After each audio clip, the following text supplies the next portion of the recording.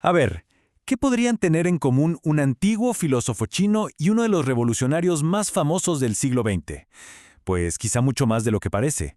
Hoy vamos a meternos de lleno en una idea fascinante, la posibilidad de que la teoría de la contradicción de Mao Zedong tenga más que ver con la filosofía taoísta que con el marxismo que él decía representar.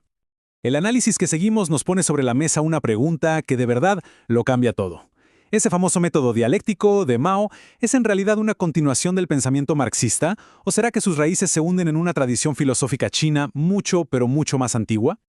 A lo largo de esta explicación, vamos a seguir ese hilo argumental, que Mao no solo adaptó el marxismo, sino que lo reinventó por completo, inspirándose directamente en el pensamiento taoísta. Pero bueno, para entender la magnitud de ese cambio, tenemos que empezar por el principio. Ok, entonces, para ver qué tan lejos se fue Mao, primero hay que tener bien clara la idea original de Marx. O sea, ¿qué es lo que, para él, movía de verdad la historia? Bueno, para el marxismo clásico la cosa es bastante directa. La historia no avanza por las grandes ideas de los filósofos, sino por conflictos muy concretos, muy materiales. Conflictos sobre quién es dueño de qué y quién trabaja para quién. Es la lucha de clases. Punto. Ese es el único motor que hace que la historia avance. Y ojo, en esta visión, la contradicción entre los trabajadores y los dueños es total, es irreconciliable.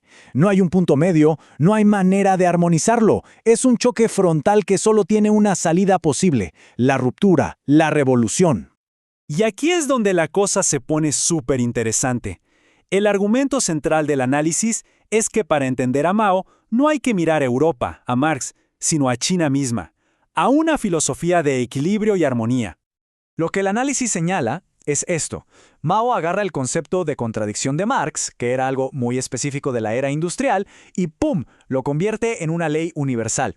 Para Mao, la contradicción ya no es solo algo que pasa en la sociedad, no, es una ley casi cósmica que rige absolutamente todo. Y la manera en que Mao explica esta ley es, bueno, suena casi a poesía. Habla de opuestos que no pueden existir el uno sin el otro. Fíjense en esta frase. Sin lo alto, no hay bajo. Sin lo bajo, no hay alto. ¿Suena familiar? Porque debería. Y es que, como lo muestra el análisis, esta forma de pensar es prácticamente un calco de pasajes del Tao Te Ching, el texto clave del taoísmo, escrito, ojo, 2000 años antes de que naciera Marx. El cambio aquí es gigante. Lo que se argumenta es que la contradicción ya no es ese motor de choque violento, sino que se convierte en una especie de equilibrio eterno. Pensemos en el yin y el yang. Esa lucha de clases a muerte de Marx, en la versión de Mao, se vuelve casi una danza cósmica.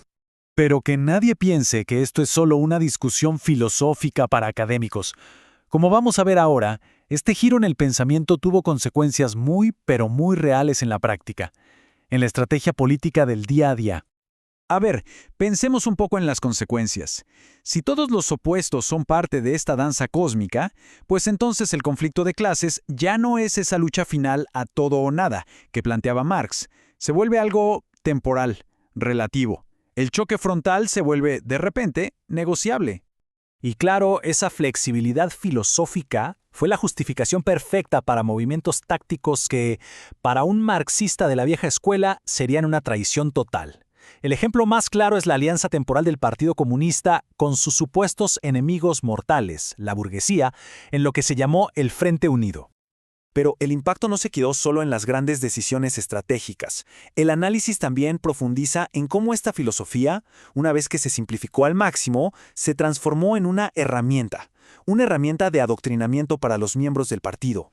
La idea es que toda una filosofía compleja terminó reducida a una especie de receta de cocina de 3 pasos. Primero, encuentra la contradicción en cualquier cosa. Segundo, decide de forma un poco arbitraria cuál de los dos lados es el principal. Y tercero, y más importante, usa todo eso para justificar la orden que ya estaba decidida de antemano. Y el resultado de esto para el pensamiento crítico fue terrible. En vez de formar militantes que pudieran analizar la realidad, que es súper compleja, este método los entrenaba para aplicar una fórmula. El estudio profundo se cambió por la obediencia ciega a las citas del famoso Libro Rojo. Y con esto llegamos al meollo del asunto. La conclusión del análisis es que al final del día, el método de Mao le da primacía a la voluntad. Al querer es poder. por encima de las condiciones materiales. Es, en pocas palabras, el triunfo de la ideología sobre la realidad, o sea, justo lo opuesto al materialismo de Marx. Al final, todo este análisis nos deja con una pregunta que va mucho más allá de Mao. La pregunta es, ¿en qué punto adaptar una idea se convierte en transformarla en algo completamente nuevo? Cuando una herejía se convierte básicamente en una nueva religión, una reflexión que sin duda sigue muy vigente hoy en día.